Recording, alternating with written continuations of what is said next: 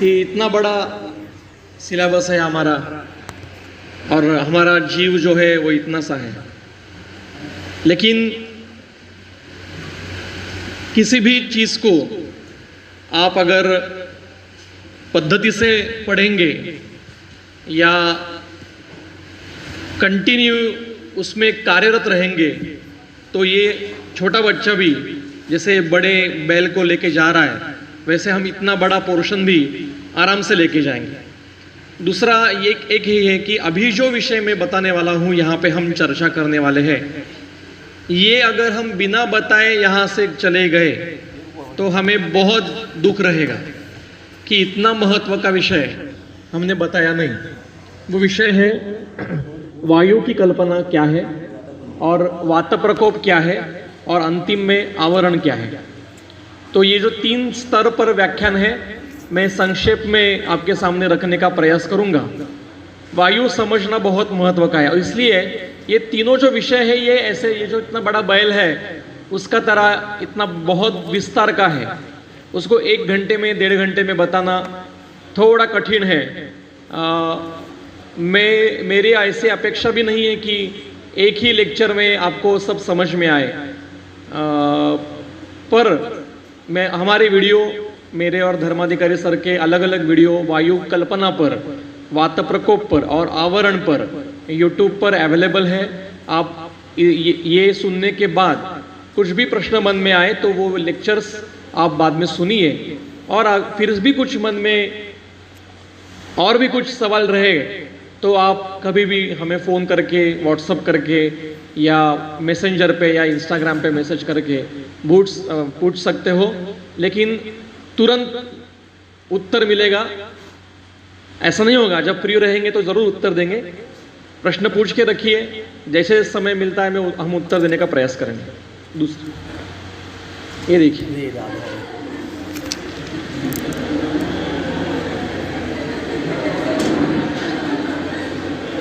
क्या होता है, ये हमारी भी अवस्था थी, आपकी भी अवस्था रही होगी कि योग्य पद्धति से अगर सिखाया नहीं गया तो ये अवस्था आती है। कभी कभी ऐसा होता है कि मैं यहाँ क्यों हूँ, मैं यहाँ क्या कर रहा हूँ, ऐसी भ्रमित अवस्था में भी हम जा सकते हैं। बार बार अगर खूब बहुत गंभीर ऐसा कोई विषय हमने सिखाने का प्रयास शुरू किया तो इस प्रकार से हो सकता है।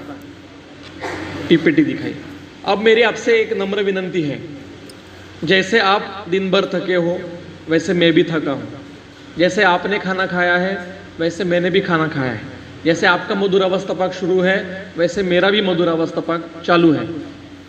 आपको जब नींद आएगी तब बिना हिचकिचाहट के कि ये बंदा क्या कहेगा, गुस्सा होगा, बिना सोचे आप जा सकते हो, सो सकते हो।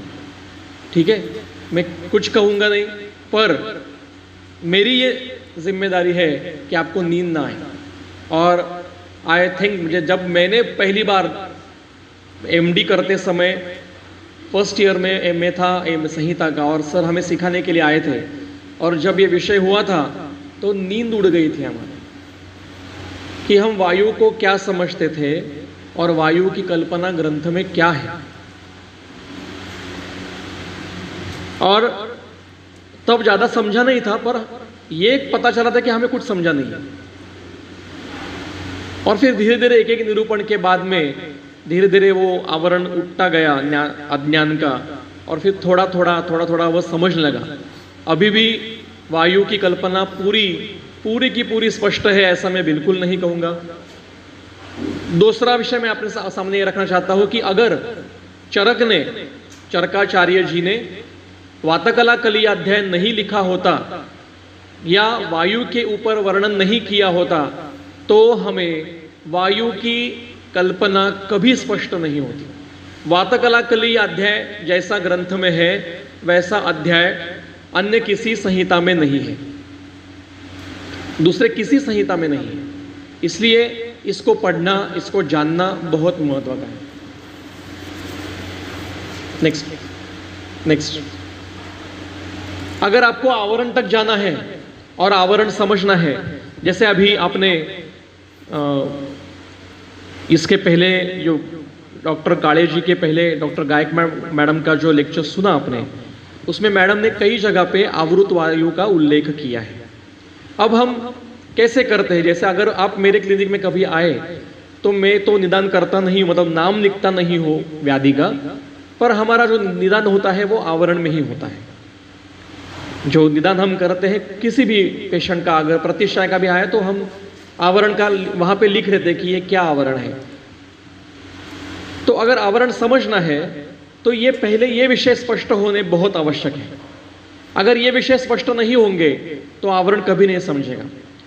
अभी मैं जो बताने जा रहा हूं, या फिर मैं आपको उल्टा बताता हूं कि अगर आपको डॉक्टर गायकवाड़ मैडम जैसी प्रैक्टिस करनी है, उन्होंने जैसे क्लिष्ट दुनिया ने ठुकरा दिए ऐसे पेशेंट ठीक करने हैं, तो आपको पहले आपका संहिता का बेस पूरा फिक्स होना, कंठस्थ होना, या सारे कंसेप्ट्स क्लियर होना अत्यंत आवश्यक है।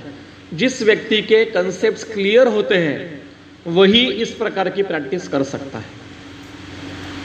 जो खुद भ्रमित है वो प्रैक्टिस इस प्रकार की नहीं कर सकता।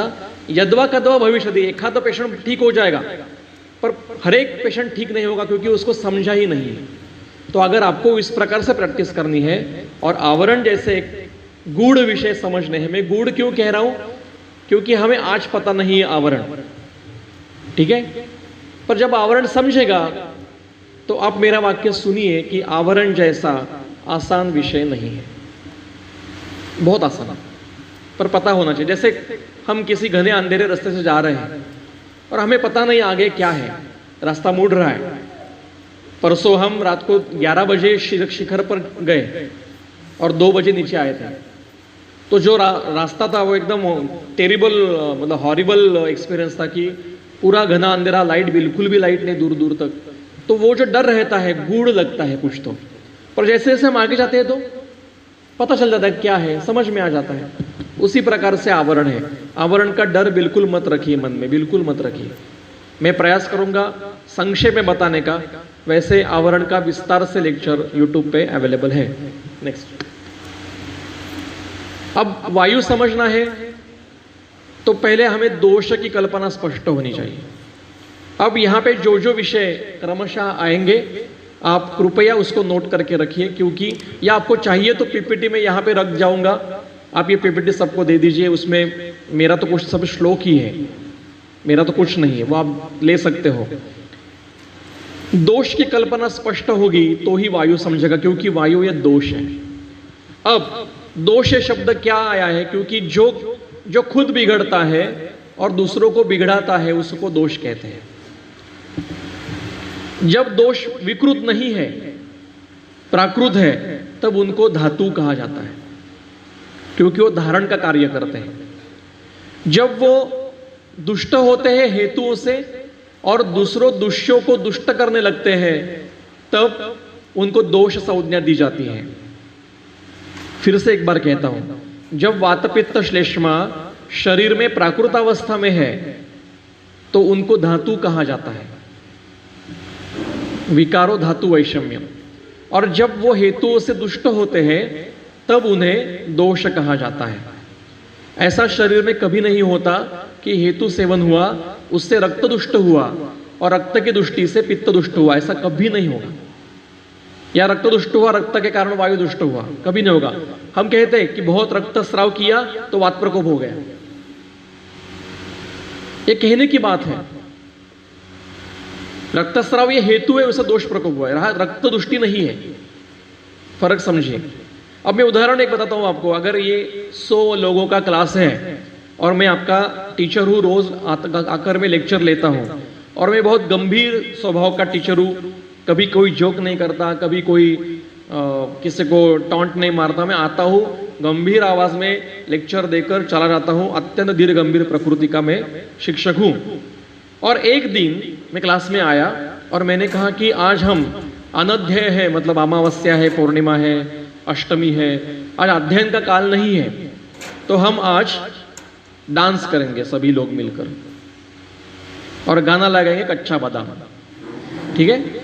तो जो आदमी इतना सीरियसली लेक्चर ले रहा है साल भर कर, वो अचानक डांस करने के लिए बोल रहा है, वो भी क्लास में, इज इट अ ट्रैप?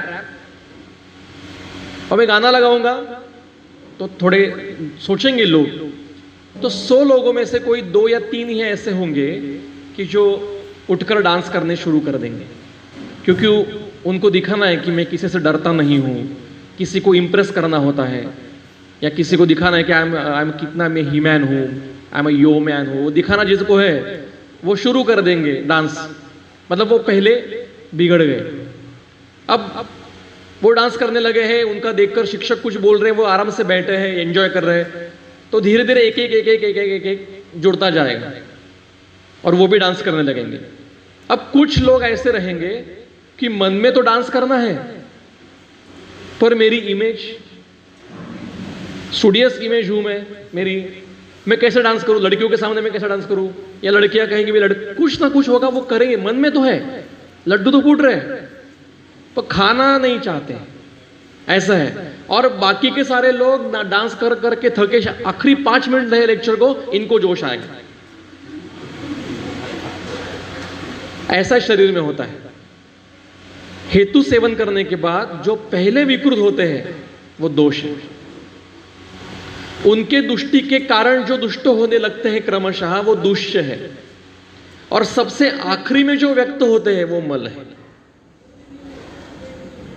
समझ में आ गया? पर वास्तविकता सभी धातु है, धारण करते हैं शरीर का। तो हमें दोष की कल्पना स्वच्छ होनी चाहिए। दूषयंती इति दोषः, ये इसकी व्याख्या नहीं है, ये इसकी निरुक्ति है, और ये अव्याप्त है। व्याप्त मतलब किसी भी कल्पना, देखो समझा हाथी है आपके सामने, और मैंने कहा मुझे हाथी की व्याख्या बताइए, तो जो 4 अंधे व्यक्ति, कथा आपको पता है, और 4 लोगों को आंखें बंद किया और सामने हाथी है, आप हाथी की व्याख्या मुझे करिए। जो उसको कान को हाथ लगाएगा वो कहेगा सूप जैसा है, जो उसको पैर को हाथ लगाएगा वो उसको खंबे जैसा है। ऐसे अलग अलग बताएंगे, सभी की व्याख्या योग्य है, पर एक भी व्याख्या पूर्ण नहीं है। वैसे दूषयंती के दोषा, जो दूसरों को दुष्ट करता है, ये दोष, ये इसकी निरुक्ति है, ना कि इसकी व्याख्या है। तो दोष की व्याख्या कहीं पर नहीं है, इसलिए अब व्याख्या किसको कहते हैं? किसी की व्याख्या करनी है तो उसमें उस जिसकी व्याख्या कर रहे हैं उसके सारे कैरेक्टरिस्टिक्स उसमें होने चाहिए। तो दोषों के कैरेक्टरिस्टिक्स ऐसे संहिता में इर्द गिर्द बिखरे पड़े हैं, लिखे पड़े हैं, उनको इकट्ठा करना पड़ता है और फिर व्याख्या बनानी पड़ती है। और ये सभी नियम वायु को है। वायु हेतु के कारण दुष्ट होता है और दूसरों को दुष्ट भी करता है, ये पहला उसका लक्षण है। अब विकार और धातु वैषम्य, उसमें ये बताया मैंने कि धातु है, बातादि मूलतः धातु है। ये 2 संदर्भ है। आगे नेक्स्ट, ये आप बाद में आप देख लीजिए। दूसरा दोषों का सबसे बड़ा कैरेक्टर है कि दोष ये परमाणु स्वरूप है, धातु ये भी परमाणु स्वरूप है, मल ये भी परमाणु स्वरूप है। मुझे बताइए, जिनको हम मॉडर्न साइंस में मसल्स कहते हैं, उनको हम आयुर्वेद में मांस धातु कहेंगे, पेशी कहेंगे या स्नायु कहेंगे?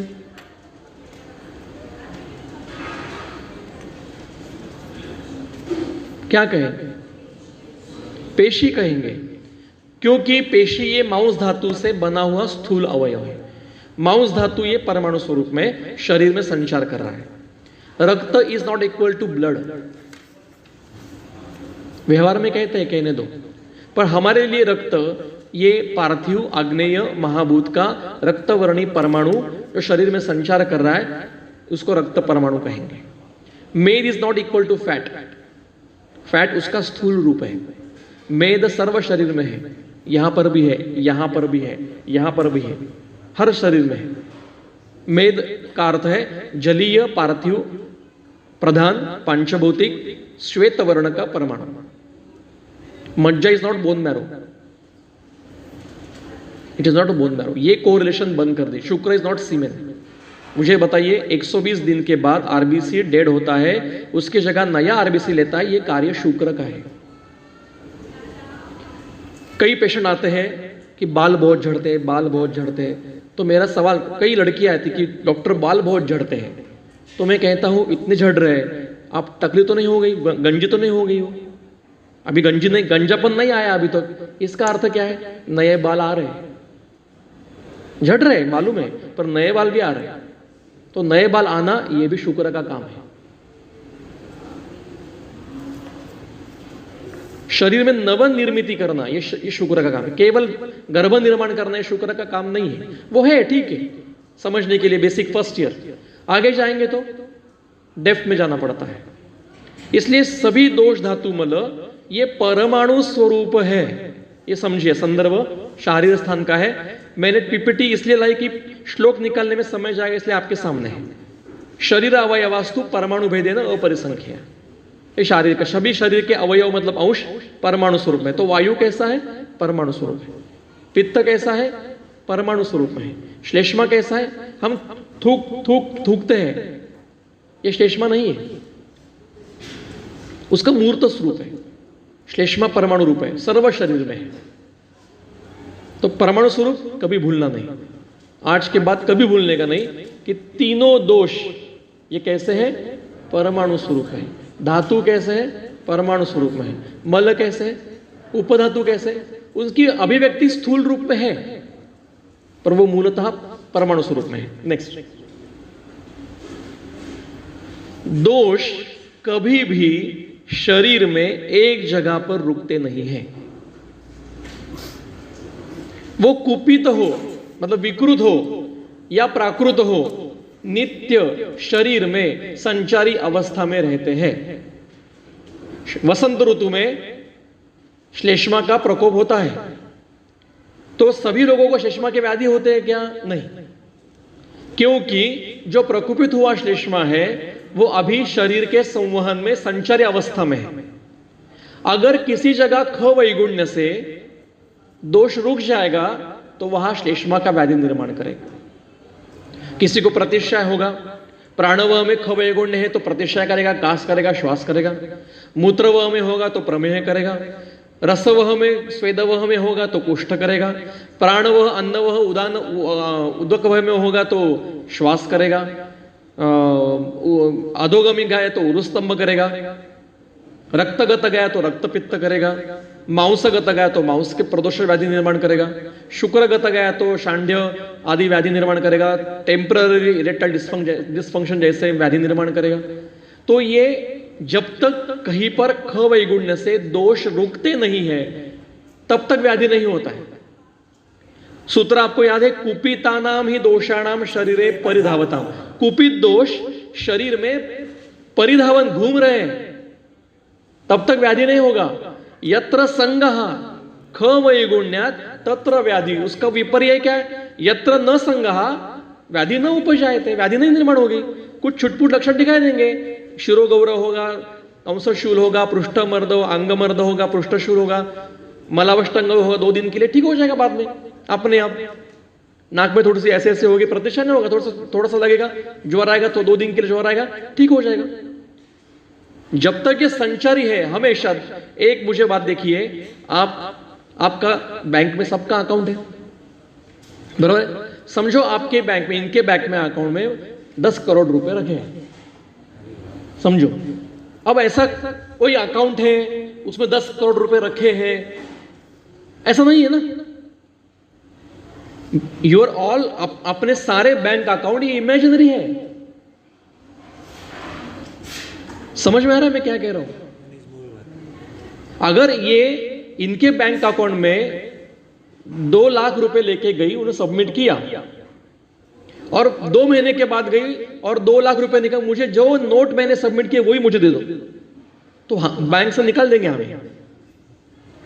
इन्होंने 2 लाख रुपए सबमिट किए उनके खाते में और मेरा भी खाता उन्हीं के बैंक में है। मैं गया, मैंने उसमें 1 लाख रुपए मेरे खाते से निकालना है, तो शायद इन्होंने जो 2 लाख रुपए भरे हैं उसमें से 1 लाख रुपए मेरे नोट मेरे पास आएंगे। तो money is rotating in market, it is not stationary. जो स्टेशनरी हो जाता है वो ब्लैक मनी होता है, उसी को लीन दोष कहते हैं व्यवहार आयुर्वेद में, कि संचारी है तब तक कुछ नहीं है, नॉर्मल है। जब लीन हो जाएंगे तो शोधन करना पड़ता है। इसलिए 2 साल, कितने साल हो गए नोटबंदी को? शोधन ही था वो, और सद्योवमन था वो, स्नेहन शोधन नहीं किया। कभी कभी सद्योवमन करना पड़ता है लीन दोष निकालने के लिए, वो किया, उससे बहुत बड़े बड़े देश के ऊपर के संकट दूर हो गए। पता नहीं शायद आपको, वो करना पड़ता है। शरीर में भी करना पड़ता है। तो मनी जैसे money is rotating in market, वैसे दोष is always rotating in body, कभी एक जगह रुकते नहीं है। प्राकृत दोष भी, अब मेरी बात कान और आंखें खुल के सुनिए, इसका विस्तार करने के लिए मेरे पास समय नहीं है। अगर कल सुबह समय मिलेगा तो मैं ये केवल ये टॉपिक बताऊंगा। प्राकृत दोष शरीर में संचार कर रहा है, अगर वो भी ख वैगुण्य से रुक गया तो व्याधि करेगा। ध्यान से सुनिए मैं क्या कह रहा हूं, इसके संदर्भ है। प्राकृत दोष शरीर में संचारी अवस्था में है, कहीं पर ख वैगुण्य होता है तो वो रुक गया तो वो उसका व्याधि निर्माण करेगा। अब ख वैगुण्य क्या है, प्रश्न आएगा मन में, ये इसी व्याख्यान में स्पष्ट हो जाएगा। आगे एक मिनट पीछे लीजिए। इसके बहुत सारे संदर्भ हैं, 3 संदर्भ दिए मैंने, एक सूत्र स्थान का है, एक विमान स्थान का है, एक चिकित्सा स्थान का है, तो बाद में आप देख लीजिए। नेक्स्ट, दोष हमेशा दूसरों को दुष्ट करते हैं, खुद बिगड़ने के बाद दूसरों को दुष्ट करते हैं। Very infectious. जैसे कई लोग होते हैं उनकी स्माइल इन्फेक्शियस होती है कि वो हंसे तो सारी दुनिया हंसे, ऐसा लगता है, बराबर इन्फेक्शियस। माधुरी दीक्षित। अब तीसरा अगला लक्षण, व्रण। व्रण का अर्थ क्या है? सुश्रुत ने व्रण का अर्थ दोष दिया है। सुश्रुत संहिता में व्रण का अर्थ वुंड, ये बाद में है। व्रण का मूल अर्थ दोष है, ये टीका है। व्रण शब्देन अत्र वातादया उच्चन्ते। अध्याय का नाम है व्रण प्रश्नीय, सूत्रस्थान अध्याय 21, नाम है व्रण प्रश्नीय, और अध्याय खोलिए, सभी वर्णन दोष का है, दोषों का वर्णन है। तीसरा अगला लक्षण, दोष यही देह संभव हेतु है। यहां पे टीका लिखी है डल्लन ने, वो टीका मैं आपको बताता हूं। जो प्रश्न आपके मन में आया, मेरे प्रश्न मन में आया, वो डल्लन के मन में भी आया कि आज तक तो हमें बताया गया कि शुक्र और शोणित ये गर्भ संभव के हेतु है, और अभी आप कह रहे हो कि नहीं नहीं दोष हेतु है, कथम? तो वो कहते हैं, मैं ही उत्तर देता हूं, पर खुद प्रश्न रखते हैं और उत्तर देते हैं कि पिता के शरीर के दोष शुक्र के सहकार्य से, माता के शरीर के दोष शोणित के सहकार्य से गर्भ निर्माण करते हैं और नवीन देह तैयार होता है। अगर दोनों के शरीर में दोष प्राकृत है, प्राकृत गर्भ निर्माण होगा। दोनों के शरीर में दोष विकृत है, विकृत गर्भ निर्माण होगा। इसलिए गर्भधारणा से पहले गर्भिणी, जिसको गर्भिणी होना है, माता होना है, जो पिता होना चाहते हैं, उनको शोधन करने के लिए कहा है, उनको स्पेसिफिक आहार खाने के लिए कहा है। क्यों? क्योंकि उनके शरीर के दोष प्राकृत अवस्था में रहे और फिर गर्भधारणा करें। मुझे एक बार एक पेशेंट ने पूछा था, उसको 10 साल से अपत्य नहीं हो रहे थे, बहुत हैरान थे, और मेरे पास आए थे और मुझे पूछा, सर मुझे मेरे मन को बहुत एक बात चुपती है। मैंने कहा बोलिए, खुले होकर बोलिए, कोई प्रॉब्लम नहीं।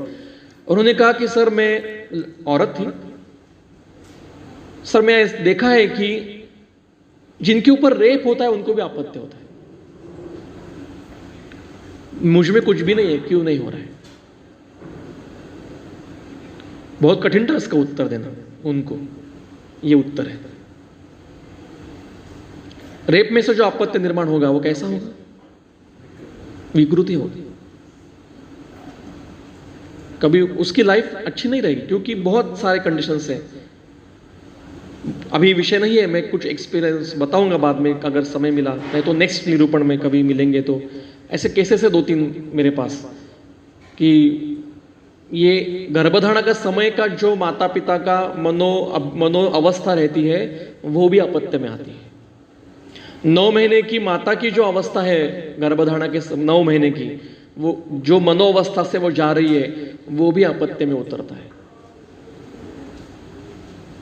बहुत महत्व का है, केवल माता की नहीं, पिता के भी मनोअवस्था का अंश इसमें आता है। बाद में, अभी ये विषय नहीं है, बाद में कभी करेंगे। और अंतिम लक्षण, दोषः एव हि सर्वेषां रोगाणाम एक कारणम। कोई भी व्याधि हो, हेरिडिटरी, जेनेटिकल, आगंतु, कंजेनाइटल, क्या कहते हैं, निज, मानस, कुछ भी हो, दोषों के बगैर व्याधि नहीं होता। व्याधि है इसका मतलब दोष विकृत है, कंफर्म। आगे, अब ये सारे लक्षण वायु में है। ये बताने का मेरा उद्देश्य ये है कि वायु इन सारे गुणों से, वायु कैसे परमाणु है, वायु अमूर्त नहीं है। मूर्त मतलब जिसको मूर्ति परमाणु है, वायु मूर्त है पर वो अव्यक्त है, दिखाई नहीं देता। हम यहां बैठे हैं, ये हॉल है, इसमें वायु है कि नहीं, दिखाई देता है। जिसको दिखाई दे रहा है उसके 8 दिन में मृत्यु होती है, अरिष्ट लक्षण है, अरिष्ट लक्षण है। तो वायु दिखाई नहीं देता। अगर मैं कहूंगा कि देखो 10 ग्राम वायु पकड़ा और 10 ग्राम वायु छोड़ दिया, तो क्या कहोगे आप, ये पागल है। कोई पागल है ऐसा वक्तव्य कर सकता। मैं कह रहा कि समझो एक बोतल है, उसमें मैंने 1 किलो वायु भर के रखा है, तो कहोगे पागल है। रुकना है सर, रुकना है, नहीं। तो वायु कैसा है, मूर्त है पर अव्यक्त है, दिखाई नहीं देता। उसका प्रमाण, अगर आप, मैं कहूंगा इस हॉल में कितना वायु है, चलो मुझे प्रमाण बताओ, कितना किलो वायु है यहां पे, कितना लीटर है। कठिन है, नहीं कर सकते, प्रमाण नहीं गिन सकते इसका। तो ऐसा वायु समझेंगे कैसे। वायु की कल्पना क्या होती है हमारी, डकार आ गई, पेट में गुड़गुड़ गुड़गुड़ हो गया, अपान वायु बाहर निकला, या ये वायु है, ये प्राण है। डकार आए तो उदान है, पेट में गुड़गुड़ा तो समान है, नीचे से निकल गया तो आपान है। यही कल्पना होती है बीएमएस में बच्चों में। और स्वच्छ करने वाला कोई नहीं है। अब कल मैंने एक प्रश्न पूछा था, वायु गतिमान है, सबको गति देता है, वायु को गति कौन देता है। इसका उत्तर ढूंढेंगे इस बार। और जिस बंदे को वायु समझा उसको आयुर्वेद समझा। इसलिए बहुत महत्व का विषय है, बहुत महत्व का विषय। अब ये सूत्र है, ये सूत्र सुश्रुत संहिता के सूत्र स्थान के 46 चैप्टर में 527 नंबर का श्लोक है। अब आज सुश्रुत कोई पढ़ता नहीं, पढ़ेंगे तो शारीर स्थान पढ़ेंगे या कल्पस्थान पढ़ेंगे, आगध वाले शारीर वाले शारीर पढ़ेंगे, चिकित्सा वाले शल्य वाले शल्य के अध्याय, सूत्र स्थान कोई नहीं पढ़ेगा। अगर पढ़ने के लिए बैठा भी कोई तो 46 चैप्टर तक नहीं जाएगा। अगर कोई दुर्मिल व्यक्ति 46 तक गया फिर भी वो 527 तक नहीं जाएगा। और मजे की बात यह है कि सुश्रुत के सूत्र स्थान के अंतिम चैप्टर के अंतिम श्लोक ये सबसे महत्व है। तो अगर सुश्रुत पढ़ना है आपको तो सूत्र स्थान के अंतिम चैप्टर के अंतिम श्लोक पहले पढ़िए, उल्टे पढ़िए।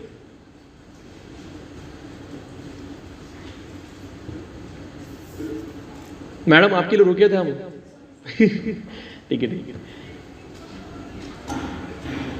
समझ में आ गया। तो ये सूत्र अत्यंत महत्व का। क्या सूत्र है ये? अवस्थापाक का सूत्र है। अविदग्धः कफम पित्तम विदग्धः पवनम पुनः सम्यक विपाक व्यव निस्सारः आहारः परिब्रूहेत्। ये सूत्र है। अब इसका अन्वय के साथ टीका दी है कि अविदग्धः इति मधुर आहार। मधुर आहार मतलब मीठा हुआ आहार नहीं।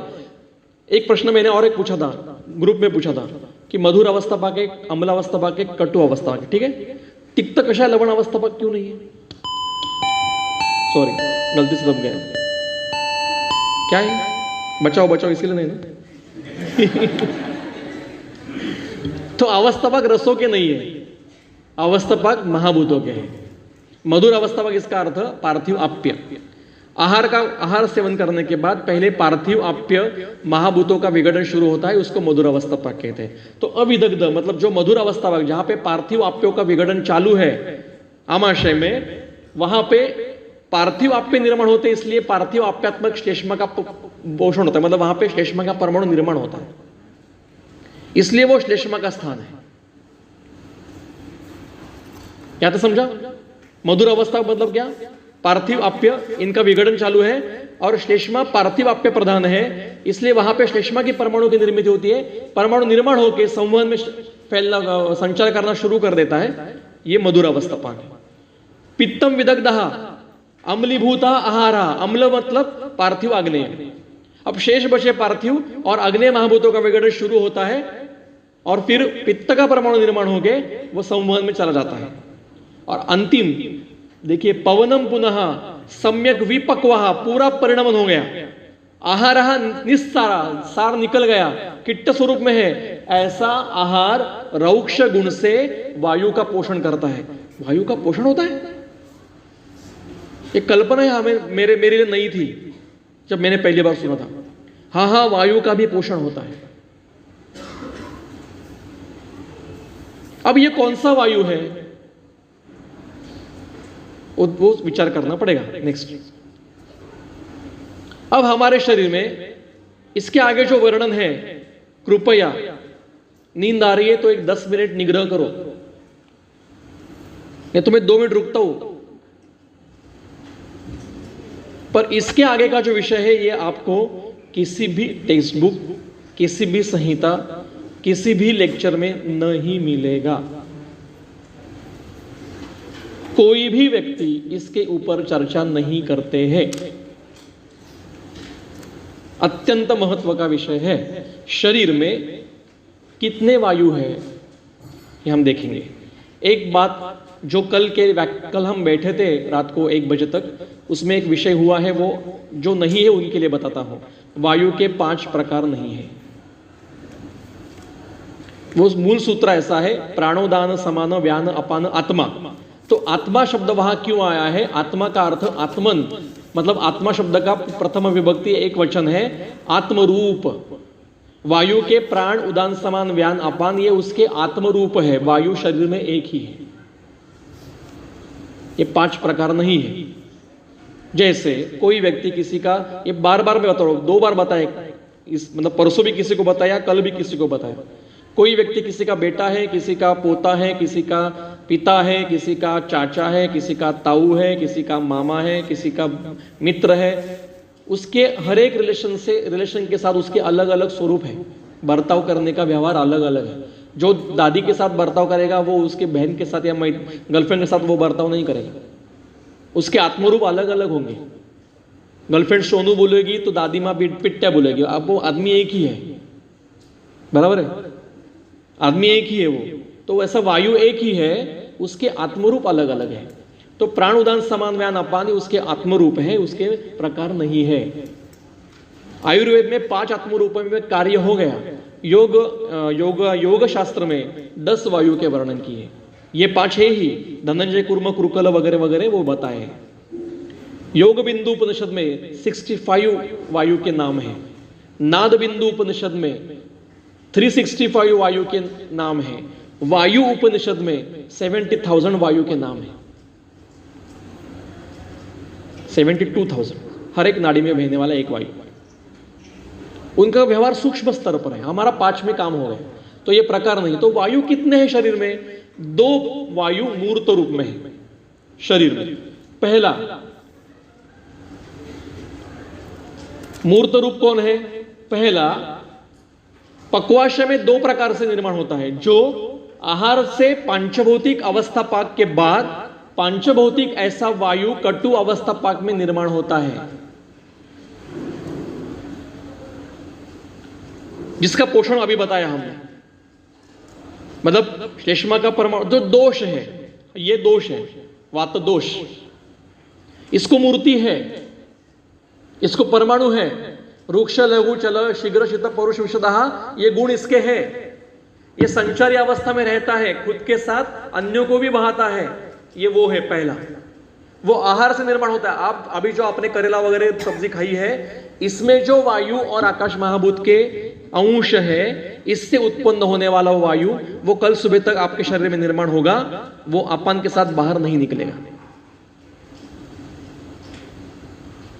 क्योंकि वो दोष है। दोष बाहर निकला तो सोचते हैं हम क्या होगा।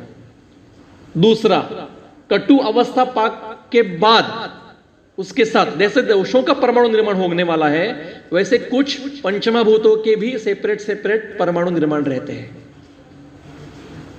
मुझे क्या बोल रहा हूं समझ में आ रहा है?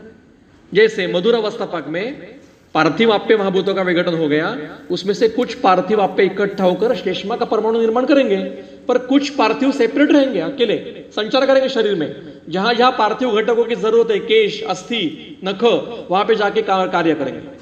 कुछ आप्य महाभूतों के परमाणु अपना अपना कार्य करेंगे। जहां जहां जलीय क्लेद का काम है, वहने का काम है, जो जो कार्य करना, जलीय जो वर्क है, वो अपने अपने जगह में जाके कार्य करेंगे। कुछ श्लेष्मा निर्माण होगा, श्लेष्मा अपना अपना कार्य करेगा। कुछ खुले पार्थिव, कुछ खुले आप्य। वैसे ही कुछ पित्त का परमाणु निर्माण होने के बाद कुछ तेज महाभूत के भी परमाणु निर्माण होंगे। अब प्रसंग से मैं ये बता देता हूं, प्रसंग तंत्र युक्ति मतलब कुछ वर्णन चल रहा है, चलते चलते चलते कुछ और एक स्टोरी बता देने की। ऐसे हम आपके कौन देखा है आपने?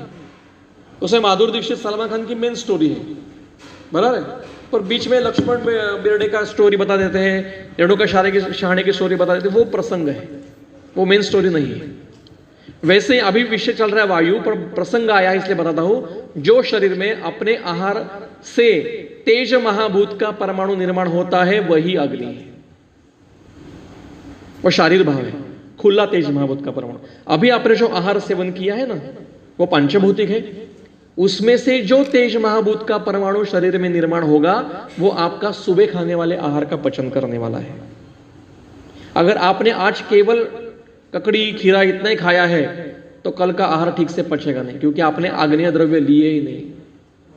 इसलिए भारतीय आहार पद्धति में जो छोक लगाने की पद्धति बताई है, वो सारे आग्नेय द्रव्य है। हिंग, जीरा, अजवाइन, सरसों, जो भी कुछ है छोक में। तो दूसरा, कटु अवस्था पाक में जो निर्माण होगा, पर जो पांचभौतिक वायु है, जो मात्र दोष में कन्वर्ट नहीं हुआ है, जो पांचभौतिक वायु है, वो शरीर में जहां जहां रूक्ष परमाणु की आवश्यकता, जहां जहां रूक्षत्व आवश्यक है, जहां जहां खरत्व आवश्यक है, जहां जहां परुषत्व आवश्यक है, जहां जहां सुशिरत्व आवश्यक है, जहां जहां काठिन्य है, नखों में काठिन्य चाहिए, अस्थि में काठिन्य चाहिए, सिराओं में काठिन्य चाहिए, बालों में काठिन्य चाहिए, वहां पर जाके काम करता है। वो पांचभौतिक परमाणु स्वरूप वायु महाभूत है, केवल खुला, दोष में नहीं पर कन्वर्ट हुआ है। समझ में आ रहा है? थोड़ा कठिन है, पर मैं आसान से बताने का प्रयास करूं। तीसरा, सृष्टि में वायु है, यह पांचभौतिक है। इसका संपर्क त्वचा से सबसे ज्यादा होता है। हम समुद्र के किनारे रहेंगे तो त्वचा के ऊपर एक बदलाव आता है, आपको महसूस होता है कि थोड़ी चुभन शुरू हो जाती है, क्योंकि वहां के हवा में नमक है, हवा में भी नमक है। अब ठंडी में, शिशिर ऋतु में स्किन ड्राई हो जाती है, क्यों? रूक्ष शीत वायु बड़ा है। वसंत में त्वचा स्निग्ध होती है, क्योंकि निसर्ग में भी श्लेष्मा सोम शक्ति बड़ी है। सृष्टि के वायु का स्वरूप हमारे शरीर पर कार्य करता है, वो त्वचा पे कार्य कर रहा है। अब कार्य कैसे करेगा? त्वचा पर काम का, उसके परमाणु त्वचा के परमाणु संपर्क में आएंगे, त्वचा स्थित जो पित्त दोष है या भ्राजक पित्त है, वो उस परमाणु पर प्रक्रिया करेगा और कार्य करेगा। सूक्ष्म स्तर पर विचार करने, इतना सूक्ष्म विचार करना पड़ता है। और चौथा, हम वही वायु सांसों से अंदर लेते हैं, उच्छ्वास से बाहर छोड़ते हैं। वो शरीर के लिए आवश्यक है, ये वायु शरीर के लिए आवश्यक है। के साथ क्या हुआ पता चला ना आपको? बिकॉज ऑफ फॉल्टी एसी ही was not able to breathe properly, उसको वायु नहीं मिला। और जब तक वो हॉस्पिटल में जाता, उस इतनी भीड़ थी, इतना कंडीशन था कि वो कोलैप्स हो गया। मालूम है ना के? तो वो श्वास जो हम ले रहे, वो भी उसको प्राणवायु कहते हैं। पर ये प्राणवायु और शरीर स्थित दोष स्वरूप प्राणवायु, उसका आत्मरूप, ये अलग अलग है। प्राणव मतलब हम जो श्वास अंदर लेते हैं और बाहर छोड़, उसका स्रोत से ये गलत है। प्राण का मूल स्थान क्या है? हृदय मूलम दशधमनी, ये हृदय मस्तिष्क है, दशधमनी और क्रैनियल नर्व्स। मिडल ब्रेन से कितने कैंडल नोड निकल दिए? 10, 2 बाजू से निकल दिए। जाके देखिए, 12 में से 2 बाजू से निकलती है, 10 एक जगह से निकलती है। वो महत्व की है। और मिड ब्रेन इज हृदय, मस्तिष्क। बुद्धेर निवासम हृदय प्रविश्य, ये जो हृदय है ये मिड ब्रेन है, ये नहीं। हृदय शब्द 3 अर्थों से प्रयुक्त है। एक हृदय हार्ट, एक हृदय मस्तिष्क मतलब मिड ब्रेन, तीसरा हृदय मतलब उरस्थान, पूर्ण उरस्थान को हृदय कहते हैं। तो ऐसे 4 प्रकार के वायु शरीर पर कार्य करते हैं। फिर से बताता हूं, कटु अवस्था पाक में जो दोष स्वरूप निर्माण होने वाला है वो वायु, कटु अवस्था पाक में ही जो पांचभौतिक वायु महाभूत निर्माण होगा, जो शरीर को रूक्षादि गुण निर्माण करेगा, वो भी पांचभौतिक, वो दोष नहीं है, दोष अलग है, वायु अलग है। तीसरा सृष्टि का त्वचा के ऊपर कार्य करेगा। चौथा वही वायु श्वसन के साथ, वो भी आवश्यक है शरीर के लिए, वो 1 सेकंड के लिए भी नहीं मिलेगा तो गड़बड़ हो जाएगी, आवश्यक है, इसलिए उसको प्राण कहते हैं। प्राण क्यों कहते हैं बाद में बताऊंगा। नेक्स्ट, अब इन चारों वायु को कौन चलाता है, यह महत्व का विषय है। अब मैं सूत्र पढ़ता हूं, स्वयंभू एव भगवान वायु इति शब्दितः स्वातंत्र्यात् नित्यभावाच्च सर्वगत तथैव च सर्वेषाम् एवं सर्वात्मा सर्वलोक नमस्कृतः स्थिति उत्पत्ति विनाशेषु भूतानाम एष कारणम अव्यक्तो व्यक्त कर्मा च। यह वर्णन किसका है? और शब्द है अचिंत्य वीर्य, जो लाल कलर में अचिंत्य वीर्य। अब नेक्स्ट, अव्यक्त का अर्थ है अदृश्य मूर्ति, मूर्ति है पर वह अदृश्य है। और व्यक्त करना मतलब उसे क्रियाओं से प्रकट है। यहां पे वायु है, कैसे समझा? सांसें चल रही है, पर्दे हिल रहे, पेड़ हिल रहे, लग रहा है, स्पर्श हो रहा है, व्यक्त क्रिया, कर्मों से व्यक्त है वायु, दिखता नहीं है। अचिंत्य वीर्य इसका अर्थ है, देखिए सूत्र अत्यंत महत्व का है।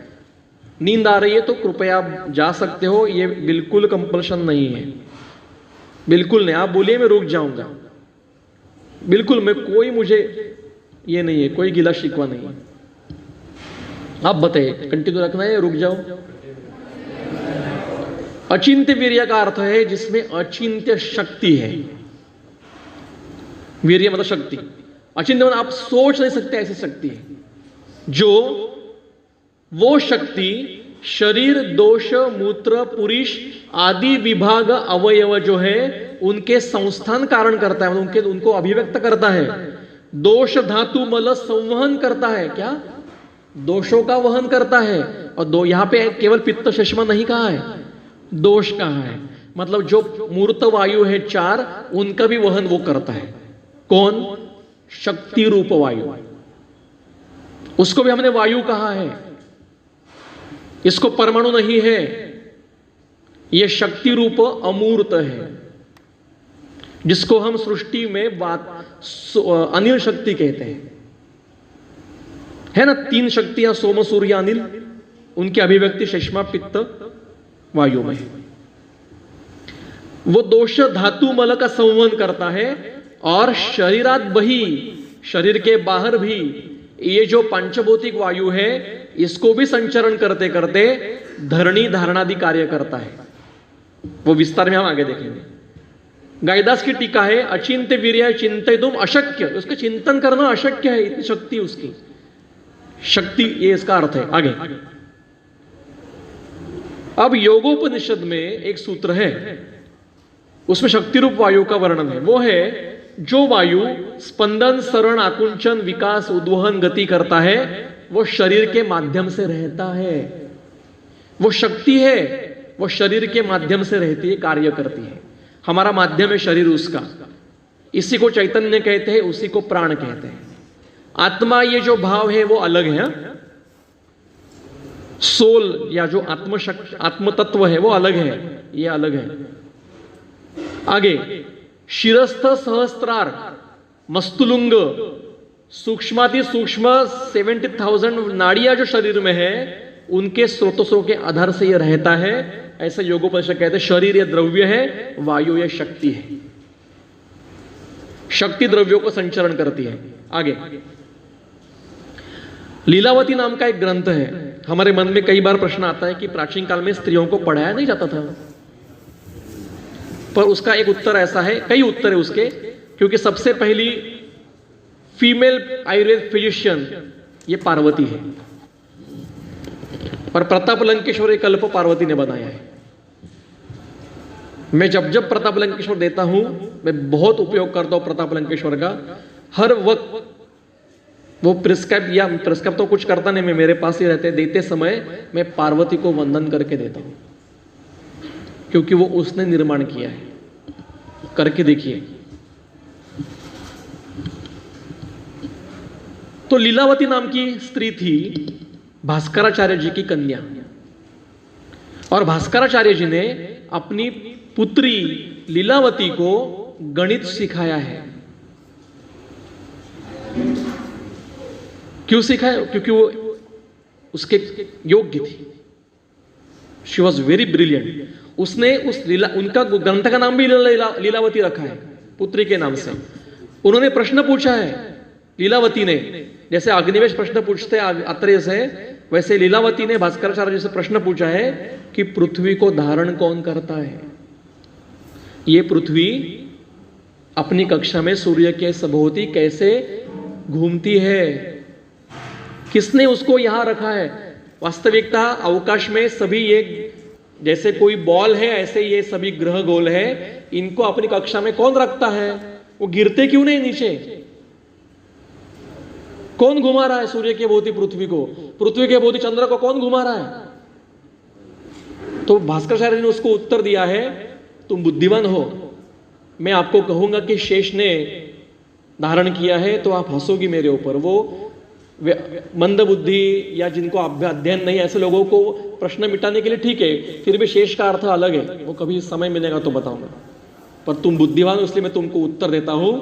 सर्व ग्रह परस्पर को आकर्षित रखकर अपने अपनी कक्षा में घूमते हैं। अगर इनके बीच का जो आकर्षण खत्म हो गया तो सभी गिर जाएंगे। ये वायु है। पंचभौतिक वायु केवल पृथ्वी के वातावरण में है, पर पृथ्वी के वातावरण के बाहर जो शक्ति है, जिस शक्ति से पृथ्वी सूर्य के सबोधि संचार करती है, या चंद्र पृथ्वी के भोवती संचार करता है, सारी सूर्यमाला संचार एक दूसरे के करती है, या सूर्यमाला से अगर बाहर भी आकाशगंगा है, 108 आकाशगंगा है, गैलेक्सीज है, वो अपने अपने क्षेत्र में कार्य कर रही है। वो जिसके कारण करती है उसको हमने वायु नाम दिया है। वो शक्ति है। संदर्भ लीलावती में आपको मिलेगा। आयुर्वेद का अध्ययन करना है तो आयुर्वेद के संदर्भों को, पोषक संदर्भों का भी अध्ययन करना पड़ता है। केवल संहिता पढ़ के कंफर्मेशन नहीं होता, वो निश्चय होने के लिए संदर्भ आवश्यक होते। नेक्स्ट,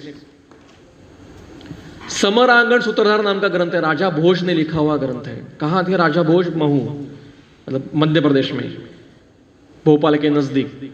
उनकी बड़ी जगह है, आज भी है।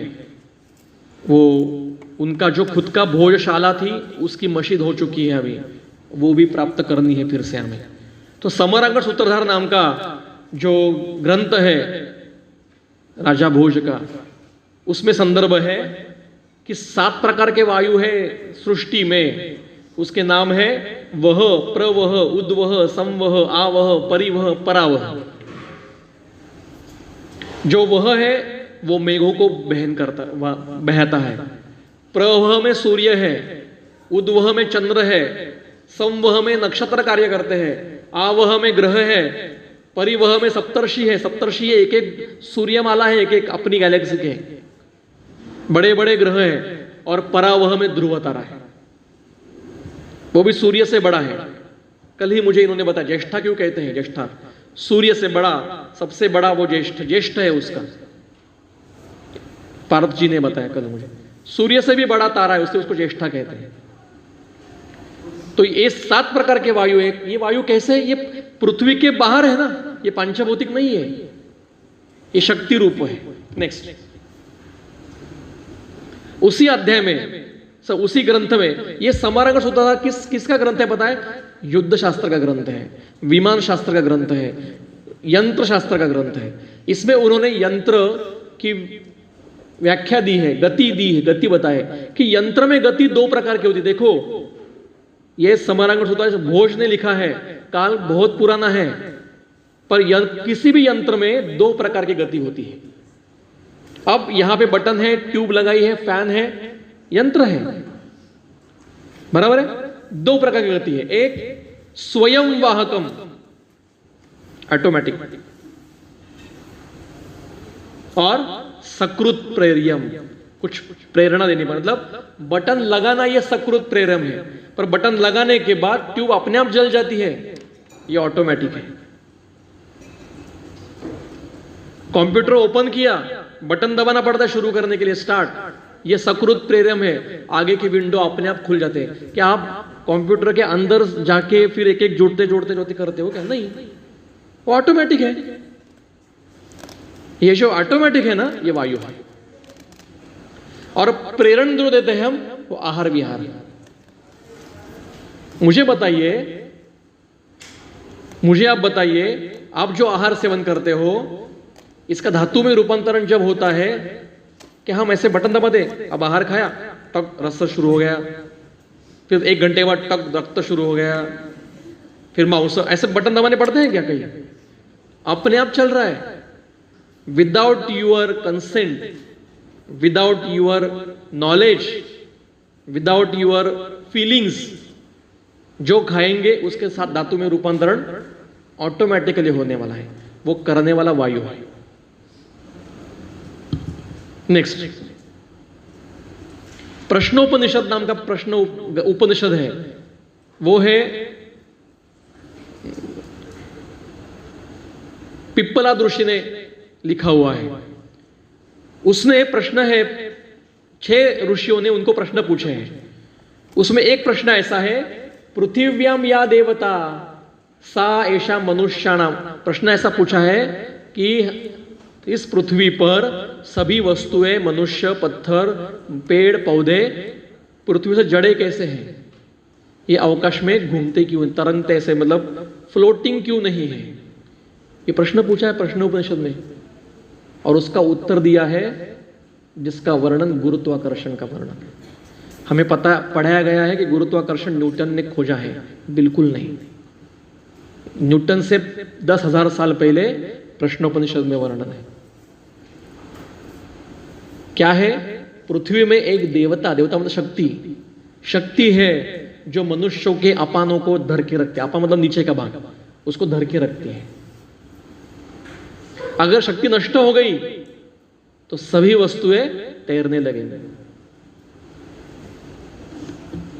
ये गुरुत्वाकर्षण का वर्णन है।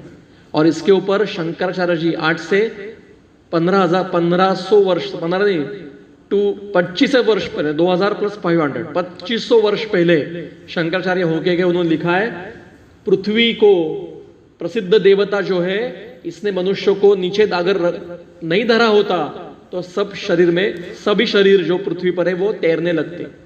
ये विस्तार शंकराचार्य ने किया। मतलब उनको भी पता था गुरुत्वाकर्षण क्या है। अब आयुर्वेद को भी पता था। कर्म के 5 प्रकार है ना, उत्क्षेपण, अपक्षेप। अपक्षेपण मतलब क्या? गुरुत्वाकर्षण। न्यूटन को बाद में पता चला है बहुत। नेक्स्ट, तो वायु कितना हो गया?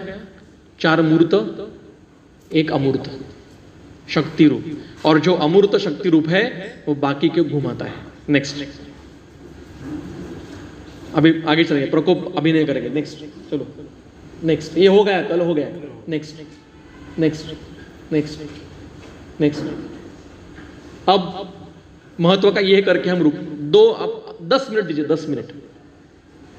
पर ये बिना बताए गया ना तो मैं चैन से 2 दिन सो नहीं पाऊंगा, क्योंकि जब तक ये समझ में नहीं आएगा ना, आपको खबे गुण समझेगा नहीं, कई संप्राप्तियां आपसे अछूती रह जाएगी, समझ में नहीं आएगा। इसलिए ये बताना मेरा सर ने जो मेरे ऊपर दायित्व दिया है वो मेरा कर्तव्य है। 10 मिनट मेरे साथ रहिए, मुझे भी बहुत नींद आ रही है, ट्रस्ट में। मैं भी सुबह 5 बजे से काम में हूं। वातकलाकली अध्याय है, बिना वातकलाकली अध्याय वातव्याधि पढ़ने के जाएंगे, कुछ समझ में नहीं आएगा। इसमें प्रश्न पूछा है, मैं बाकी विस्तार अभी करूंगा नहीं, सबसे बड़ा प्रश्न पूछा है कि जो रेड लाइन में है कि ये जो वायु है वो वायु को 3 विशेषण दिए उन्होंने, असंघातवंतम, अनवस्थितम और अनासाध्यम। असंघातवंत का अर्थ है जो अनकंडेंस्ड है, जिसके परमाणु दिखते नहीं है, वायु का गोला होता नहीं है, वायु को काठिन्य आता नहीं है। कभी देखा आपने वायु ऐसा इकट्ठा हुआ है, ऐसा गोला बन के बना सृष्टि में? कभी नहीं, इम्पॉसिबल है। जो पार्थिव है वही इकट्ठे आएंगे, जो वायवी है वो अनकंडेंस्ड है। ऐसा वायु अनवस्थितम चल है वायु का। अगर यहाँ वायु के जो परमाणु है यहाँ पे देखो, हमने फिजिक्स का जब पढ़ाई की थी, याद करिए, तब हमने 3 स्टेट का जो प्रश्न आता था उसमें हम 3 ड्राइंग निकालते थे, क्या कहते हैं, स्क्वायर निकालते थे। उसमें अगर सॉलिड है तो बहुत नजदीक नजदीक नजदीक नजदीक नजदीक देते थे डॉट्स, लिक्विड में थोड़ा दूर दूर दूर दूर दूर, और वायु में 2-3 टिपके देते, 2-3 स्पॉट देते। मतलब यहाँ पे भी वायु के परमाणु है, पर जो परमाणु है वो एक जगह पे स्थिर नहीं है, वो ऐसे संचार करेगा, चल कंटिन्यू चल रहेगा। अनवस्थितम, उसको यू कैनॉट, मतलब आप होल्ड नहीं कर सकते, अनस्टेबल है वो। तीसरा अनासाध्य, मतलब आप यू कैनॉट सीज इट, आप उसको पकड़ नहीं पाओगे। ऐसा वायु जिसका प्रमाण नहीं कर सकते, जिसको देख नहीं सकते, जिसको पकड़ नहीं सकते, जो चल है, ऐसे वायु को आपके चणक जैसे पार्थिव मूर्त प्रमाण करने योग्य, जो दिखते हैं, जो दिखाए, मतलब हाथ में पकड़ सकते हैं, ऐसे द्रव्य प्रकोपित कैसे करते हैं? Isn't it an intelligent question? आपका जो तैल जैसा मूर्त द्रव्य है, जिसका प्रमाण आपको पता कर सकते हैं, जिसको आप हाथ में पकड़ सकते हो, जो देख सकते हो, ऐसा तेल जैसा द्रव्य अव्यक्त, जिसको पकड़ नहीं सकते, देख नहीं सकते, अव्यक्त है, अचल है, ऐसे वायु को प्रशमित कैसे करता है? इसका उत्तर दीजिए। ये प्रश्न चरक में नगर नहीं पूछा गया होता तो हमारे कई कल्पनाएं अस्पष्ट रहती। अगर मुझे किसी ने बताया कि बेस्ट क्वेश्चन के लिए नोबेल अवार्ड दीजिए तो मैं इसको दूंगा, बड़ीश धामार जी को, मरणोत्तर best question of the universe. उत्तर दिया है उसका। नेक्स्ट, अब मैंने थोड़ा सा डायग्रामेटिकल प्रेजेंटेशन किया है आपको झट से समझने के लिए। अब पहले आपको यह पता होना चाहिए कि वायु के गुण है, ये आपको पता है। नेक्स्ट, तो जो गुण है, ये रुक्षादि गुण जिन द्रव्यों में है, जिस कर्म में रुक्षादि गुण है और जिस प्रभाव में रुक्षादि गुण है, वो उसके अभ्यास से वायु को प्रकोप करता है। इसका अर्थ है ये प्रकोप यहाँ पे वृद्धात्मक, हमने कल प्रकोप देखा है, क्षय भी प्रकोप है, वृद्धि भी, ये वृद्धात्मक प्रकोप है। मतलब रुक्षादि गुण, रुक्षादि गुणों के द्रव्य, रुक्षादि गुणों का कर्म और रुक्षादि गुणों का प्रभाव, ये वायु को प्रकोपित करता है अभ्यास से। ये पहला उन्हें उत्तर दिया। नेक्स्ट, इसके विपरीत मतलब स्नेहादि जो गुण है, इनके द्रव्य, इनके कर्म, इनके प्रभाव से वायु का प्रशम होता है। अब मेरी जो कल्पना थी BMS 3rd ईयर तक, ऊपर वाले भी सुनिए, मेरा ध्यान है आपके ऊपर भी। मेरी जो कल्पना थी वायु की, वो ऐसा कि जैसे हम गुब्बारा लेते हैं, गुब्बारे को हवा फूंक भरते हैं तो गुब्बारा ऐसा बढ़ जाता है। इसको हम वात प्रकोप समझते थे। आमाशयगत वात या आमाशय में वात प्रकोप मतलब क्या? आमाशय में वायु ऐसा फूल गए और हवा छोड़ दी गुब्बारे से, तो सूं करके वो निकल जाता है, वो फिर से गुब्बारा नॉर्मल होता है, ये प्रशम होता है। वैसे आपने गैस ये हुआ था पोट में, आपने पाचन दीपन पाचन अनुलोमक वटीली, नीचे से वायु सूं करके बाहर निकल गया, वायु का प्रशम हो गया। ये मेरी कल्पना थी, आपकी क्या होगी मुझे पता नहीं, अब देखिए सोचिए अपना अपना। ये मेरी थी दुष्ट कल्पना, मेरी खूब बहुत ही विकृत कल्पना। ऐसा नहीं है। अभी तक इन्होंने बताया नहीं कि प्रकोप, वायु का प्रकोप होता है मतलब क्या होता है, प्रशम होता है मतलब क्या होता है, ये नहीं बताया। अब नेक्स्ट, अब प्लीज मेरे साथ रहिए प्लीज। मुझे पता है आप कोई सोए नहीं, पर फिर भी मैं आपको जगा रहा हूं। क्योंकि बहुत महत्व का है।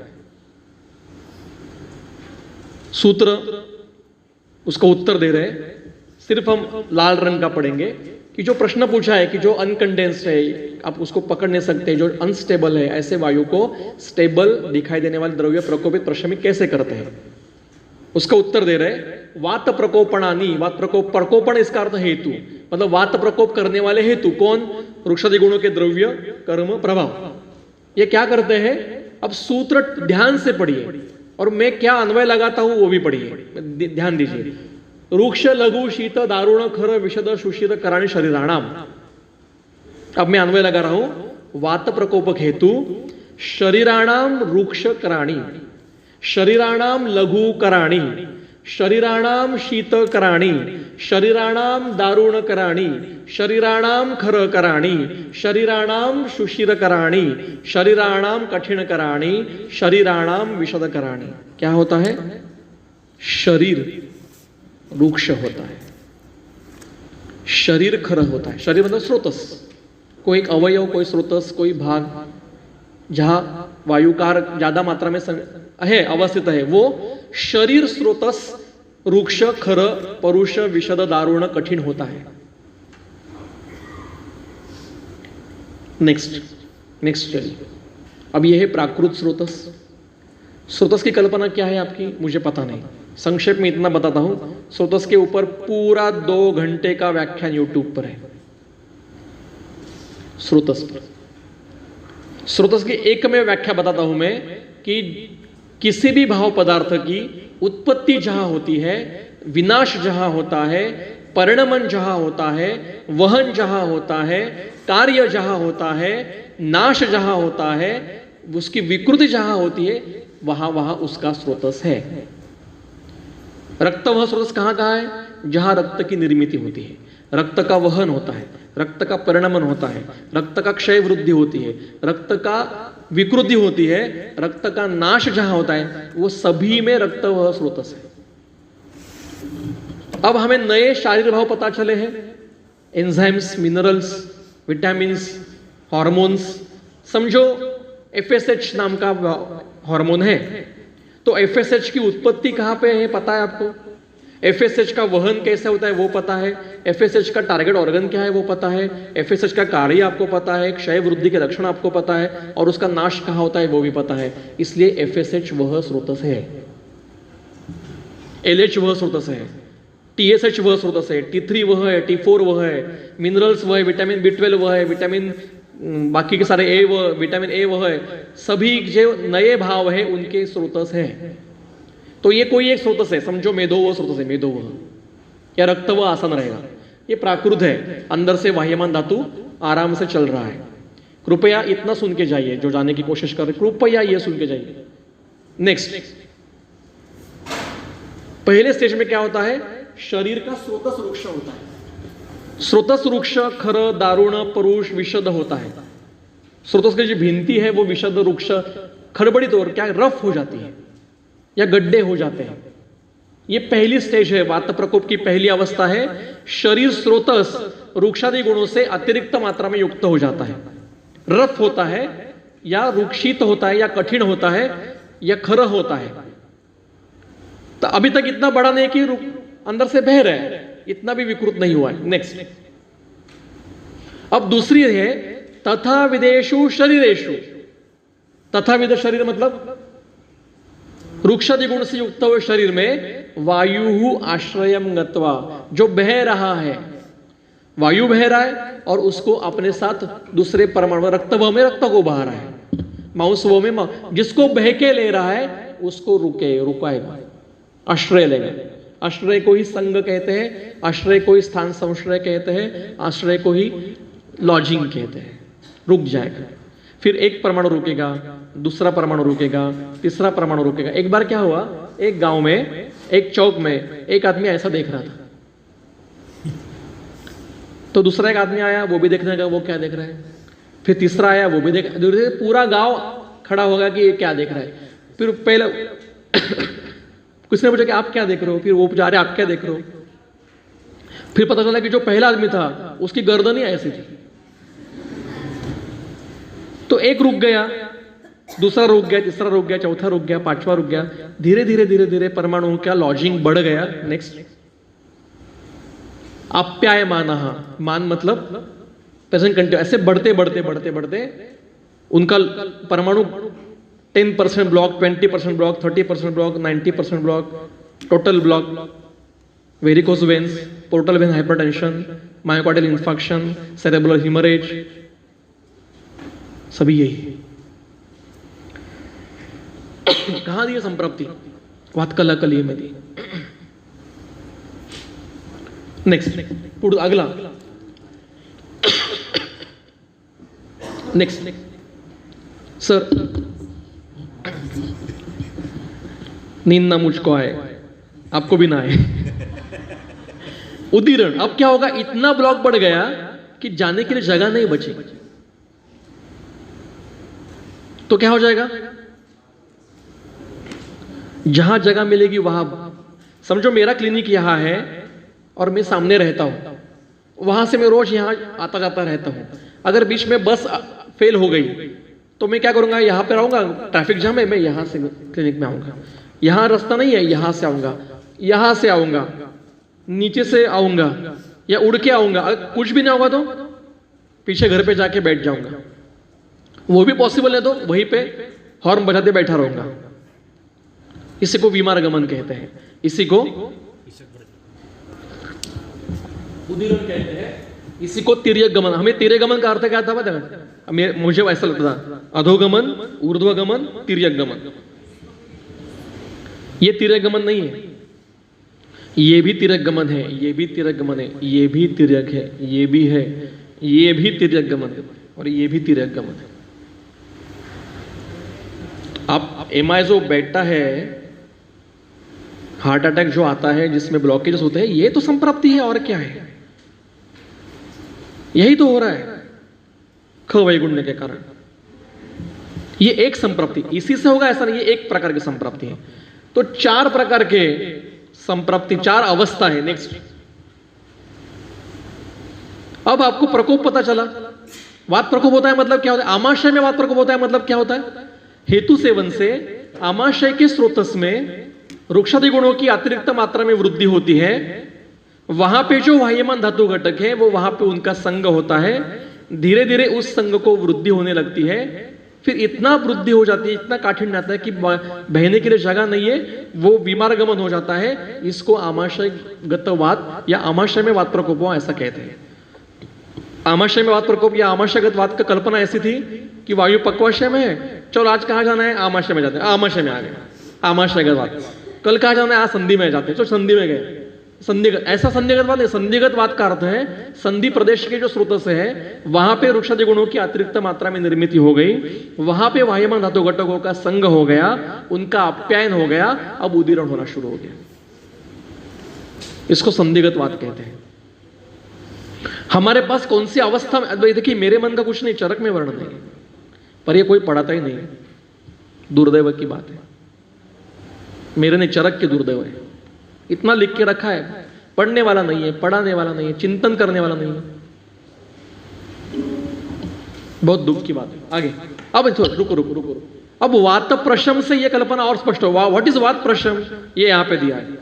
वात प्रशम से मतलब क्या है? फिर से स्निग्ध कर शरीर, गुरु कर शरीर। हम क्या करते हैं? वात व्याधि में क्या चिकित्सा करते हैं? स्वेदन स्नेहन, मतलब हम शरीर स्निग्ध करते हैं, शरीर उष्ण करते हैं। मतलब क्या कर रहे हैं? जहां पे ब्लॉकेजेस है उनको हम स्नेह स्वेदन से विलयन करना शुरू कर देते हैं। फिर क्या होता है? शरीर स्निग्ध हो गया, शरीर उष्ण हो गया, तो जो रुके हैं परमाणु वो धीरे धीरे धीरे धीरे बहने लगते हैं। क्या होता है? वायु असज्जमान। अब वायु जिस खुद और जिसको बह रहा है वो कहीं पर भी रुकावट न करता हुआ बहता है, इसको वात प्रशम कहते हैं। वायु के गुण कम होना मतलब वात प्रशम नहीं है। वायु कहीं पर भी बिना रुकावट के शरीर में संचार करना, यह वात प्रशम है। ये फिक्स कर लो यहां पे। आप में से 2 लोगों को भी पता चला ना, मेरा ये लेक्चर सफल हो गया। 2। I am not at all expecting everyone should know this. 2 लोगों को पता चला ना मैं क्या कहना चाहता हूं, ये लेक्चर सफल हो गया, यहां आना सफल हो गया। हम यहाँ घूमने के लिए नहीं आए हैं, हम यहाँ ट्रैवलिंग के लिए, ट्रिप के लिए नहीं, बिल्कुल नहीं आ रहे। ये 153 निरूपण है, हम क्यों घूमते हैं? मेरा क्लिनिक बंद है, मेरा कॉलेज छुट्टी में LWP लेके आया हूँ, क्या जरूरत है मुझे? एक में वो इच्छा कि जो हमें समझा है वो सबको समझना चाहिए, यही इच्छा है। तो आगे जाएंगे। तो इस चिकित्सा से क्या हो गया? स्रोतस फिर से नॉर्मल हो गया, बहना शुरू हो गया।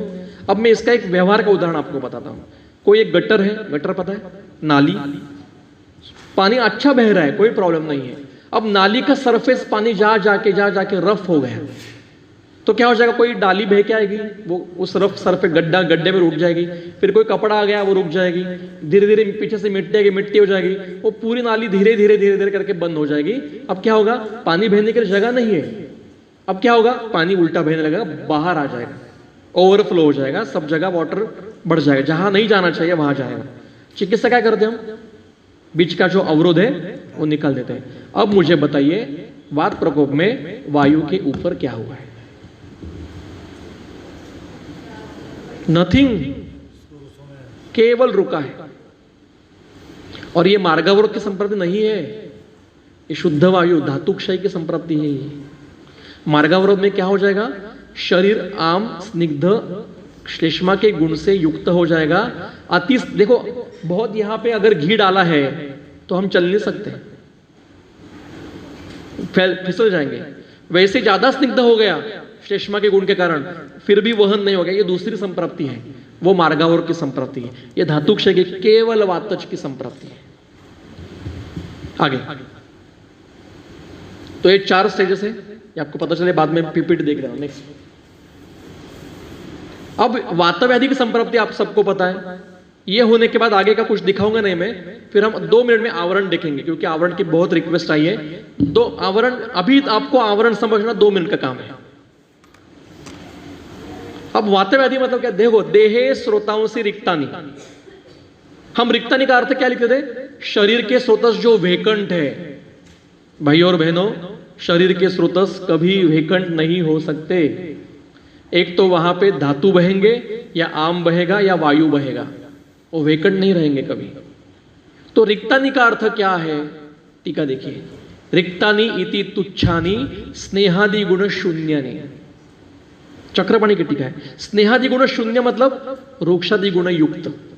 शरीर के स्रोतस रूक्षादि गुण से युक्त होंगे, वहां पे बलवान वायु वाह्यमान धातु घटकों का पूर्ण करेगा। पूरयित्वा अनिलो बलि करोति विविधान व्याधि, जो रुकेगा उसके अनुसार व्याधि होगा। पक्षाघाती, पर अगर पित्त रुकेगा तो स्वरूप अलग होगा, लक्षण अलग होंगे। श्लेष्मा रुकेगा तो लक्षण अलग होंगे।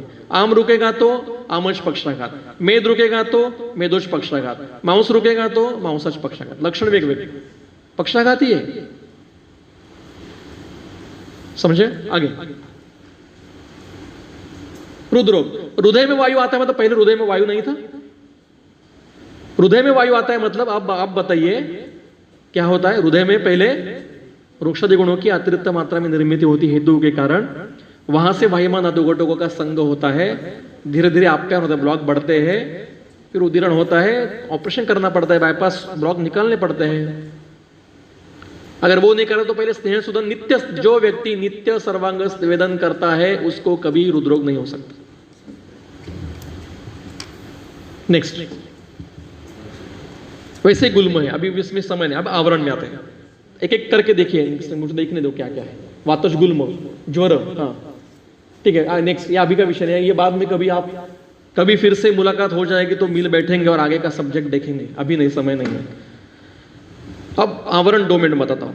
आवरण का अर्थ, जब मैं BMS कर रहा था तो एक तो हमने आवरण ऑप्शन में डाला था, प्रोशन में था पर हमने ऑप्शन, क्योंकि समझ में नहीं आ रहा था, कोई सिखाने वाला नहीं था।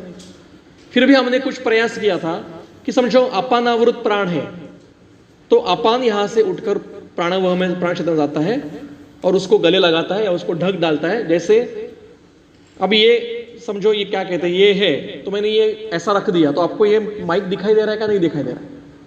ये हमारी आवरण की कल्पना थी, पर यह आवरण की कल्पना नहीं है। अपानावृत प्राण, इसका अर्थ अभी मैं श्लोक नहीं बताऊंगा, कुछ नहीं बताऊंगा, केवल संक्रमण बता दो। ये श्लोक वात व्याधि संप्राप्ति जो चिकित्सा अध्याय में है, बाद में आप देख लीजिए। स्थानानी अवेक्ष वातानाम नाम का श्लोक है, नंबर बाद में दे दूंगा। आई थिंक 264 नंबर का श्लोक होगा, मैं देख के बताता हूं। अपानावृत प्राण का अर्थ यह है कि हेतुओं के कारण अपान क्षेत्र में विकृति आ गई और उस विकृति के कारण प्राण के क्षेत्र में विकृति आना शुरू हो गई, तो उसको अपानावृत प्राण कहेंगे। जैसे हेतु के कारण मलावष्टंभ हो गया और मलावष्टंभ के कारण शिरशूल होना शुरू हो गया, ये अपानावृत प्राण है। रेनल फेल्योर होता, रेनल फेल्योर ये अपान क्षेत्र का विकृति है। रेनल फेल्योर में वॉमिटिंग होती है, ये उदान का क्षेत्र है। तो रेनल फेल्योर में होने वाला वॉमिटिंग ये अपानावृत उदान है। यहां पे आमवात है, ये क्षेत्र व्यान वायु का क्षेत्र है और उसके लिए सर्वप्रथम आम की निर्मित होती है, तो वो समान क्षेत्र का विकृति है। आमवात इज अ समानावृत व्यान। जब तक आप समान की चिकित्सा नहीं करते हो, यहां का आमवात ठीक होगा, यहां हो जाएगा, यहां हो जाएगा, यहां हो जाएगा, कहीं पर भी हो जाएगा। आवरण ये कोई अलग व्याधि नहीं है, कोई अलग संप्राप्ति नहीं है। 2 मिनट में खत्म कर रहा हूं मैं, 2 मिनट खत्म कर रहा हूं।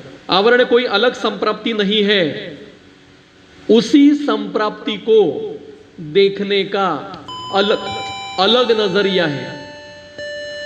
जैसे एक 1988 में एक मूवी आया था शक्ति नाम का, 87, 88, 80, स्मिता पाटिल, अमिताभ बच्चन, राखी, दिलीप कुमार कास्ट थे।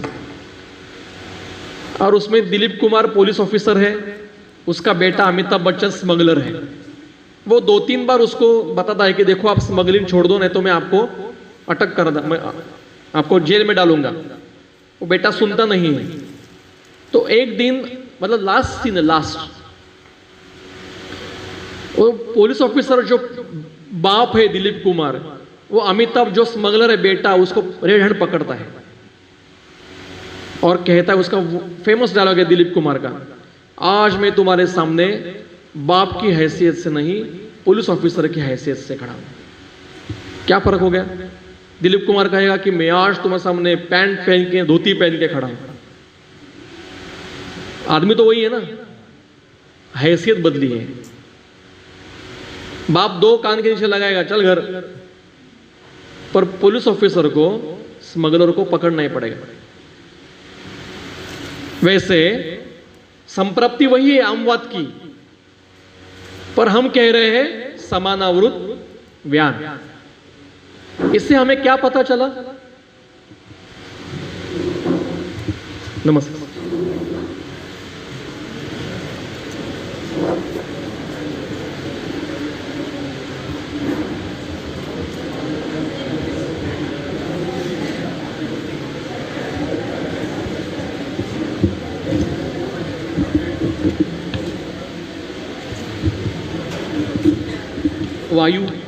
वायु की संकल्पना।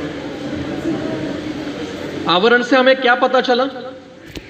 संप्राप्ति वही है, पर पता क्या चला? चिकित्सा पहले किसकी करनी है, यह मूल चिकित्सा किसकी करनी है।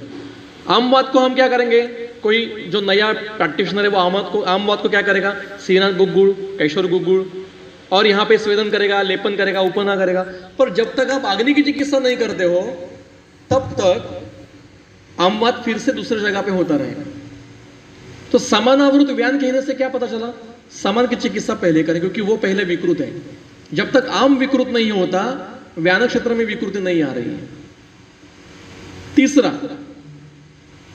मूत्र प्रवृत्ति का अवरोध है, अपान क्षेत्र की विकृति पहले ही है, उसके कारण श्वास लग रहा है। श्वास किसका है? प्राण उदान का है। तो ये लक्षण अपानावृत प्राण, अपानावृत उदान का है। मैं जानबूझ के ग्रंथ में जो वर्णन है संदर्भ देख नहीं रहा, क्योंकि उसमें समय जाएगा हमारा। ऐसे कोई भी कंडीशन आप निकालिए, कोई एनी डैम थिंग, कोई भी संप्राप्ति, उसको आवरण की भाषा में हम लिख सकते हैं। आवरण इज वेरी सिंपल। आवरण मतलब एक दूसरे को झांकना, एक दूसरे के ऊपर अवरोध करना, ऐसा नहीं है। एक उदाहरण बता दो व्यवहार का। एक आम की पेटी है, एक आम खराब हो गया तो उसका नजदीक का आम खराब होता है, आपने निकाला नहीं उसको, तो फिर धीरे धीरे तो एक एक दूसरे आम को कंटिन्यू खराब करने लगता है। यही आवरण है। शरीर में एक शारीर भाव विकृत हो गया, उसके विकृति के कारण दूसरे शारीर भाव के कार्य में विकृति आती है, तो उसने इसको आवरण किया, ऐसा समझते हैं। अब यह आवरण 4 प्रकार का होता है। एक मूर्तों का, अमूर्तों के, ये मतलब दृश्यों का, अदृश्यों के, मतलब कफावृत व्यान, पित्तावृत अपान, मेदावृत समान, अमावृत व्यान, अमावृत अपान, इसके लक्षण चरक में बताए। यह है। दूसरा, मूर्तों का मूर्तों पे, कफावृत या अमावृत श्लेष्मा, अमावृत पित्त, अमावृत कफ, अमावृत मेद, मेदावृत कफ, कफावृत मेद, ऐसे मूर्तों के दिखेंगे। ये आसान है समझने के लिए। कठिन क्या है? अदृश्यों का अदृश्यों, प्राणावृत उदान, उदानावृत समान, समानावृत अपान। ये मैंने बताया कि ये जगह छोड़, देखिए अपान अगर जगह छोड़ के प्राण में आएगा तो बीच में क्या हो जाएगा? सब निकल जाएगा बाहर। एक तो ये 5 प्रकार है ही नहीं, अलग अलग है ही नहीं, तो एक ही वायु है, केवल उसके आत्मरूप है। यहां पे वायु की विकृति नहीं है, वायु का आवरण नहीं है, स्थान की विकृति है। इसे चरक में सूत्र ऐसा है, स्थानानि अवेक्ष वातानाम। आवरण निश्चय करने के लिए 2 चीजें आवश्यक है। संदर्भ में बताता हूं आपको निकाल के। स्थानानि अवेक्ष वातानाम, स्थान मतलब जगह, कौन सा क्षेत्र पहले विकृत हुआ है वो अवेक्ष देखिए। उसका स्थान वातानाम मतलब अपान का है, व्यान का है, समान का है, उदक किसका है। और दूसरा वृद्धिम हानिम च कर्मणाम, इसके लक्षण जो है वो वृद्धि के हैं या क्षय के हैं। फिर से क्षय आया, देखिए कल से आ रहा है, क्षय से भी विकृति होती है। तो जिस क्षेत्र में विकृति है वहां वायु की वृद्धि के लक्षण है या क्षय के लक्षण है, इसके अनुसार किसने किसको आवरण किया है। अब जो आवरण करता है उसको आवृतवाद कहते हैं, जिसको आवरण बैठता है उसको आवरितवाद कहते हैं। पर ये वहां पे जाके नहीं बैठा है, ये एक विकृत। देखो क्लास में अगर हम 100 लोग हैं, एक किसी बंदे ने अगर जोर से गाना लगाया तो बाकी के लोग डिस्टर्ब हो जाएंगे, यही आवरण है। एक की विकृति के कारण अब हमेशा एक दूसरे को भी विकृत करेगा ऐसा नहीं है, वो एक के साथ 10 लोगों को भी विकृत कर सकता है। एक ही समय में अपानावृत प्राण, अपानावृत उदान, अपानावृत समान, अपानावृत व्यान हो सकते हैं शरीर में। जो जितना पेशेंट क्रिटिकल उतने आवरण ज्यादा।